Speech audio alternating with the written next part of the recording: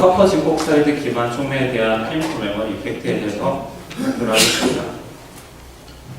커퍼 진콕사이드 촉매는 주로 공침법을 통해서 합성을 하게 되고, 커퍼 징크 이온과 열기성의 침전제가 만나게 되면 침전이 형성되게 됩니다. 그 침전이 이루어진 다음 에이징과 이제 필터링 워싱 과정을 통해 필터 케이크를 만들게 되고, 이 필터 케이크를 건조시키게 되면 이제 프리커서 형태의 촉매를 만들게 됩니다. 이 프리커서 촉매를 열 처리인 소송 과정을 통해서 메탈 옥사이드 형태를 얻을 수 있으며, 환원 과정을 통해서 커퍼 옥사이드가 커퍼인 메탈 활성화된 상태로 만들어지게 됩니다. 이 활성화된 촉매, 활성에 대한 촉매가 이제 침전 당시의 온도, 농도, pH 등 여러 가지 변수에 의해서 영향을 받는다고 해서 케미컬 메모리 이펙트라고 부르고 있습니다.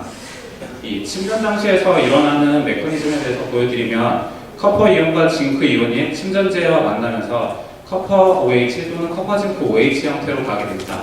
에이징 과정에서 애시드한 분위기가 계속 유지가 되면 게랄다이트라고 하는 어떤 활성이 없는 형태로 가게 됩니다. 하지만 이제 중성이나 약염기 형태를 계속 유지하게 되면 크리스탈을 안 가지는 졸제타이트나 하이드록실 리치 카보네이트 형태를 가지다가 이제 충분히 에이징 과정을 거치게 된다면 100%의 커퍼인 경우는 말라카이트, 100% 징크인 경우는 하이드로 징크사이트 형태의 결정 구조를 가지게 됩니다. 이제 말라카이트에 징크가 치환되어 있는 형태는 징크시안 말라카이트고, 하이드로 징크사이트에 커퍼가 치환된 형태는 아우리카사이트입니다. 이렇게 이제 치환되는 이제 말라카이트에 징크가 치환되는 걸 징크시안 말라카이트라고 하는데, 이는 이제 엑셀들을 통해서 분석을 할 수 있습니다. 엑셀들을 보시면 이제 100% 커퍼에서 90% 커퍼에 10% 징크, 80% 커퍼에 20% 징크인데, 220이라는 어떤 말라카이트 형태에서는 투세타가 시프트가 일어나지 않지만 20-1과 21-1이 시프트 된다는 얘기가 있었습니다.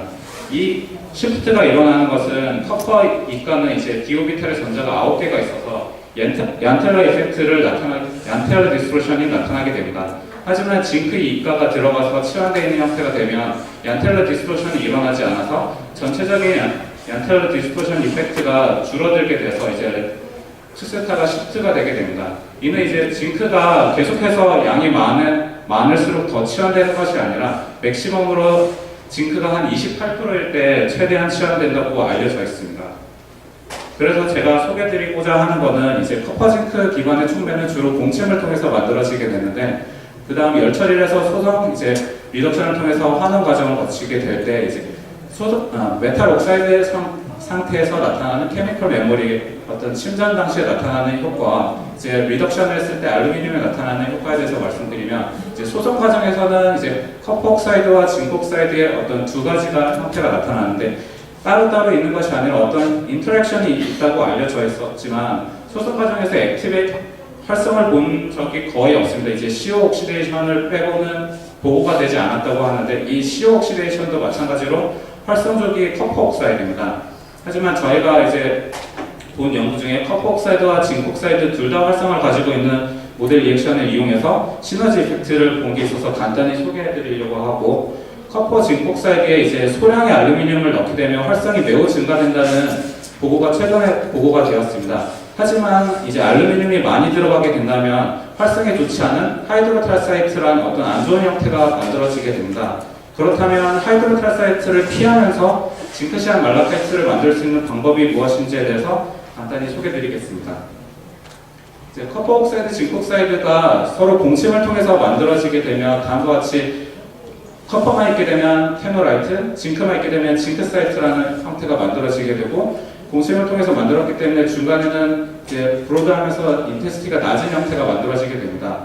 그래서 저희가 사용한 반응은 카바메이트라는 물질을 이용해서 이소시아네이트로 어떤 분해하는 반응을 저희가 사용을 하였습니다. 이 분해하는 반응은 옥사이드 상태에서 활성을 가지는 걸 확인하였고, 커퍼 옥사이드일 때는 약간 낮은 활성, 징크 옥사이드일 때는 약간 거의 80% 근처의 활성을 보이는 것을 알 수 있었습니다.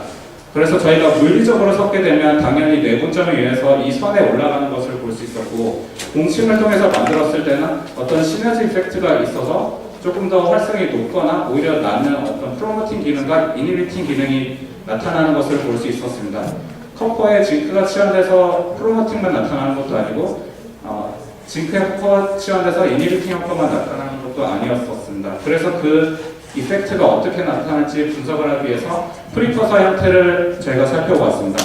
프리커서 XRD를 보았을 때는 앞서 소개드렸던 것처럼 이제 말라카이트에 징크가 치환되면서 징크 시안 말라카이트가 만들어지는 것을 2세트에 이동하는 것을 통해서 알 수 있었고, 이제 징크만 있는 하이드로 징크 사이트에 커퍼가 치환되게 되면 아우리카 사이트라는 어떤 미네랄 구조가 되게 됩니다. 이거는 34도 피크로 34도에 어떤 피크가 나타나는 형태로 이동되는 것을 마찬가지로 확인할 수 있었습니다.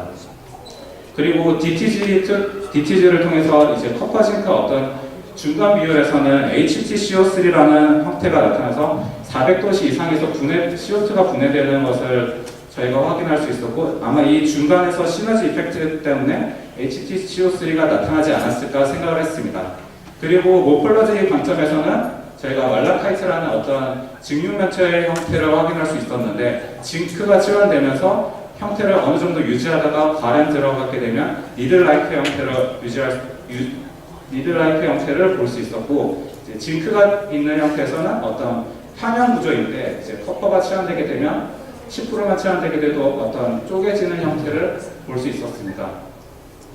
그래서 이제 커퍼에 징크가 치환된 징크 시안 말라카이트 구조 기반에서는 프로모팅 기능이 있었는데, BT 서페스 에어리어도 커퍼 옥사이드에서 징크가 30%만 치환돼도 거의 2배 이상 증가되는 것을 볼 수 있었고, 커퍼 서페스 에어리어도 거의 0에서 20까지 증가되는 것을 볼 수 있었습니다. 이렇게 프로모팅 기능이 나타나는 것은 커퍼 옥사이드와 징크 옥사이드의 어떤 나노 사이즈 형태의 성장이 일어났기 때문이라고 볼 수 있을 것 같고, 이제 징크 기반의 커퍼가 치환되게 되면 이니비팅 효과가 나타났었는데, 이는 이제 징크 옥사이드가 활성이 매우 좋은데 커퍼 옥사이드가 어떤 인터페이셜 컨택을 하게 되면서 징크 옥사이드가 활성을 줄인 것으로 볼 수 있었습니다. 그래서 이제 침전 당시에 나타나는 효과들은 환원 과정에 뿐만이 아니라 어떤 소성 단계에 있는 촉매에서도 영향을 준다고 알 수 있었습니다. 그리고 한 가지 더 말씀드리고자 하는 것은 이제 앞서 소개드린 대로 하이드로탈세트라는 어떤 알루미늄 비율이 높을 때 활성이 안 좋은 촉매로 가게 된다고 했었는데, 이제 여기 보시면은 하이드로탈세트가 나타날 때 활성이 징크 시안 말라카이트에 있을 때에 비해서 많이 주는 것을 볼 수 있었습니다. 그렇다면 이렇게 안 좋은 촉매들을, 안 좋은 하이드로탈세트 구조를 안 만들면서 어떤 액티비티 페어블한 징크 시안 말라카이트를 어떻게 만들 수 있을까라고 생각을 해보았을 때, 침전에 대한 것을 저희가 조절해 볼 수 있지 않을까 생각을 했습니다. 하이드로탈사이트라고 하는 것은 커퍼 징크 알루미늄이 같이 존재하는 것으로 침전 당시에 다 같이 넣어주게 됩니다. 하지만 저희가 사용한 방법은 커퍼 징크를 먼저 침전을 시키고 에이징 과정을 충분히 거친 다음 알루미늄을 주입을 하였습니다. 이렇게 되면 징크 시안 말라카이트가 어느 정도 만들어진 후 알루미늄이 들어가는 형태로 나올 것으로 생각을 하였고, 이제 다 같이 넣었을 때는 처음에 알루미늄이 없을 때는 징크 시안 말라카이트만 있다가 알루미늄이 소량 들어가면서 이제 하이드로탈사이트 구조가 나타나게 됐습니다. 이것은 엑셀을 통해서 확인을 한 거고, 이제 TJ를 통해서도 보았을 때 하이드로탈사이트라는 어떤 특정한 피크가 나타나게 되었습니다. 어떤 모양적으로 보았을 때도 알루미늄이 많이 들어갔을 때는 판형 구조가 나타나는 것을 알 수 있었습니다. 하지만 이제 저희가 두 단계로 나눠서 주입을 했을 때는 하이드로탈사이트라는 어떤 결정 구조가 없었고, 그 다음에 TJ에서도 하이드로탈사이트에 대한 특정한 피크가 없었습니다. 그리고 알루미늄이 높을 때도 판형 구조가 나타나지 않는 것을 볼 수 있었습니다. 그래서 저희가 이제 소송을 시켜서 소송 촉매에 대해서 분석을 했을 때, 알루미늄 비율이 적을 때는 어떤 크리스탈되어 있는 구조이지만, 이제 알루미늄이 많게 되면 어떤 아모포스라는 것들이 크리스탈을 감싸고 있는 구조가 하이드로탈사이트 기반에서 나오게 되지만, 저희가 2스테이지로 나눠서 하게 되면 아모포스한 것들이 분리가 돼서 이제 TPR을 분석을 하였을 때 저희가 어떤 싱글 피크를 얻을 수 있었고, 기존의 하이드로탈사이트 기반에서는 피크가 2개인 것을 확인할 수 있었습니다. 그리고 커퍼 서페스 에어리어와 저희가 활성을 보았을 때 2스테이지로 이제 봉침을 했을 때는 활성이 매우 증가된 것을 볼 수 있었고, 그래서 저희가 이제 2스테이지로 만든 이 촉매들은 하이드로탈사이트 기반을 벗어나서 징크 시안 말라카이트 기반으로 만들었기 때문에 어떤 알루미늄 비율을 더 많이 넣을 수 있을 것으로 보았습니다.